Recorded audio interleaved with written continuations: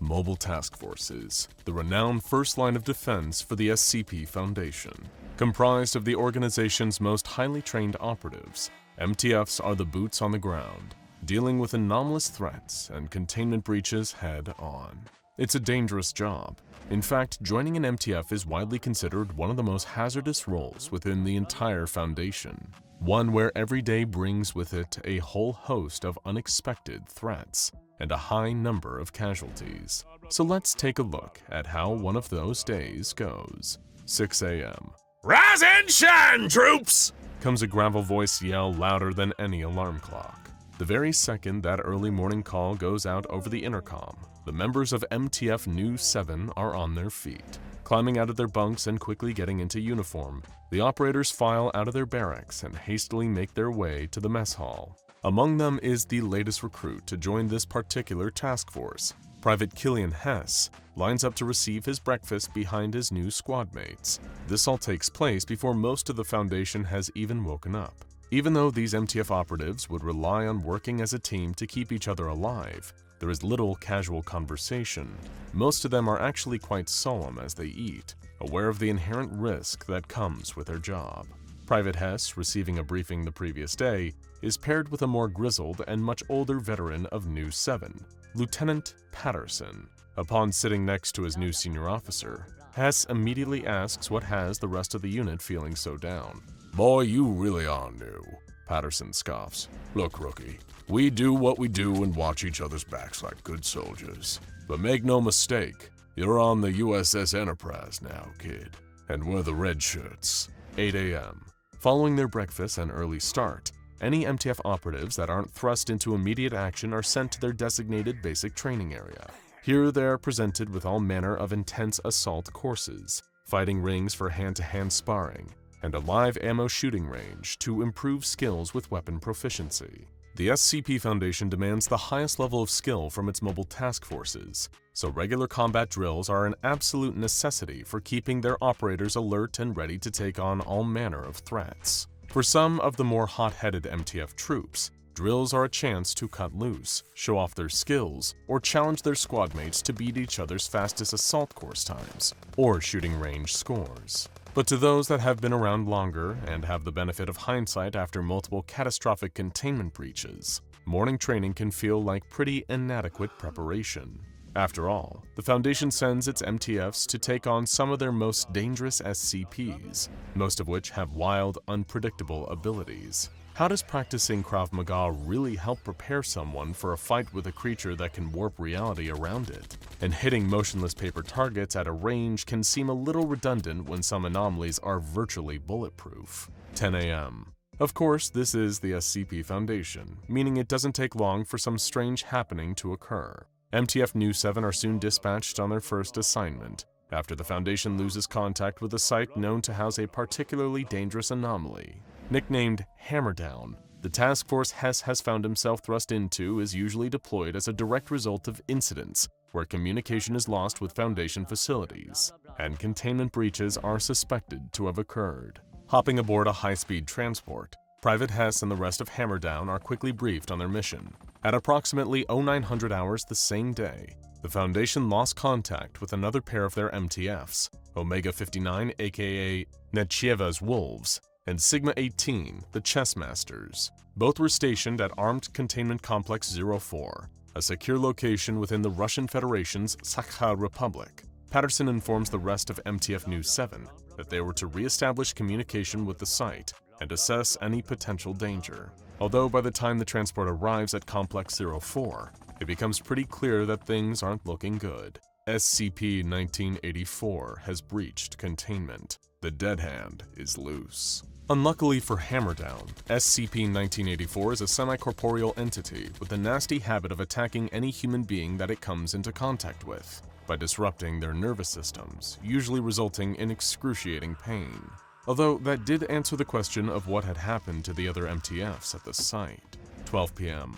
Immediately engaging the dead hand, Hammerdown stormed Complex 04. Patterson had ordered them to go weapons hot on the creature from the moment the transport touched down. Having manifested as a hazy humanoid outline, SCP-1984 was making quick work of slaughtering MTF Omega-59 and Sigma-18. Nu 7 were able to intercept before it could completely decimate their fellow operatives, but now the Dead Hand had them pinned, stopping the unit from accessing the on-site armory. While they had all arrived loaded for bear, the MTF operatives knew they couldn't keep SCP-1984 at bay for long with only their standard-issue conventional weapons. The entity's only known weakness was microwave radiation that could be emitted using specialized weapons, if only they could access the Complex 04 armory. Time is of the essence, too, and the pressure of stopping SCP-1984 quickly weighs heavily on Private Hess. He and the rest of Hammerdown know how the entity operates, that it would be heading just over 80 kilometers northwest at the first chance it got. If one too many of them were killed, or if there was a pause in the fighting for a second too long, the Dead Hand would be on its way to an installation nearby housing a number of intercontinental ballistic missiles. Once there, it would waste no time interfacing with nuclear command systems, launching those ICBMs, and causing catastrophic destruction. 1:30 p.m. Deploying some quick thinking, Lieutenant Patterson contacted Foundation Command and had them send a secondary detachment of Nu 7 to the missile installation. Part of their mobile task force includes a platoon of experts in various forms of warfare, not just chemical and biological, but nuclear too. While that portion of Hammerdown were directed to lock down the missile installation 80 kilometers away, Patterson, Hess, and the rest of Nu 7 were trying to distract SCP-1984. Their engagement lasted around an hour, with the entity attacking a number of the troops on the ground. Each one would suffer symptoms of intense neurological trauma, including seizures and the loss of cerebral spinal fluid from their nose and eyes. Experiencing it was painful enough, and the sight of his fellow MTF agents dying in such a horrific fashion wasn't exactly what Private Hess expected from his first day.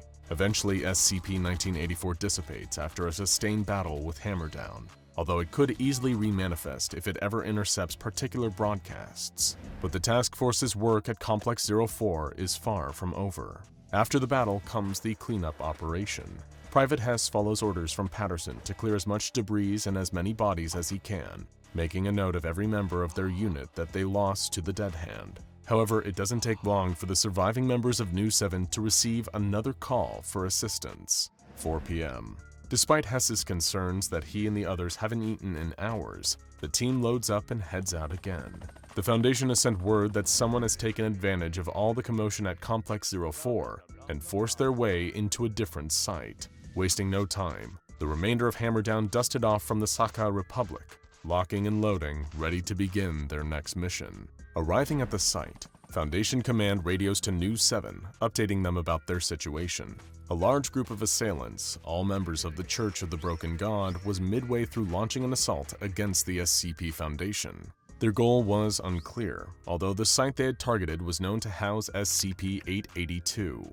This anomaly is widely believed to be the heart of the Broken God, a deity worshipped by those of the Mechanist faith. One of the Church's core goals was to repair their god, as well as to enhance themselves through mechanical, anomalous means. Of course, this means that a group of cyborg cultists awaited the arriving task force. Hammerdown clashes with the Church of the Broken God, trying to divert them away from the saltwater tank containing SCP-882. Lieutenant Patterson warns them not to get too close to the mass of welded metal, noting that the MTF's troops' weapons would become fused to SCP-882 if so. Hearing that is what gives Hess the idea to engage the cyborgs hand-to-hand. Although the Church members were much stronger, luring them closer to the heart of the Broken God meant all their metallic enhancements would also become pulled into SCP-882, killing the devoted cultists, despite how pleased they were to become one with their god, Mechane. 7 p.m. Moments of levity are often rare for mobile task forces. Already it's been a hell of a day, multiple deployments and extremely high casualties. For Private Hess, exhaustion is already setting in. He's been awake for over 12 hours, barely survived encounters with a hostile SCP and a tenacious group of interest. And during each of the ensuing battles, he has been made to watch as a number of his fellow operatives die. Some of them he'd only just met. Now he can barely recall their names. Instead, as the day draws to a close, he prays that he, Lieutenant Patterson, and the dwindling remains of their squad won't be called on again. But this is the SCP Foundation after all. 8 p.m. And whatever can go wrong usually does, with a gigantic, angry reptile in the middle of it. Sure enough, the alarms begin to sound. and Private Hess has to get back to his feet. He musters what fading scraps of energy he can will back into his being, his weapon feeling heavier than it has all day. A tiny spike of adrenaline hits as Patterson barks the fateful words Hess had hoped he would never hear. "On your feet, soldier! SCP-682 is loose!" Hammerdown races through the facility corridors, passed by a flood of researchers all fleeing for their lives. The MTF team reaches the containment chamber, just in time to witness SCP-682, the infamous hard-to-destroy reptile, lunging at the unfortunate personnel that couldn't get away in time. Right next to Hess, one of his fellow New 7 teammates steps in a puddle of acid that has spilled from the vat that usually houses the murderous reptilian monster. As the carnivorous SCP-682 finishes decimating its previous target, it turns to angrily charge for the MTF troops, who raise their weapons and open fire, in what is ultimately a futile attempt at stopping a creature that can't be harmed by mere bullets. 10 p.m.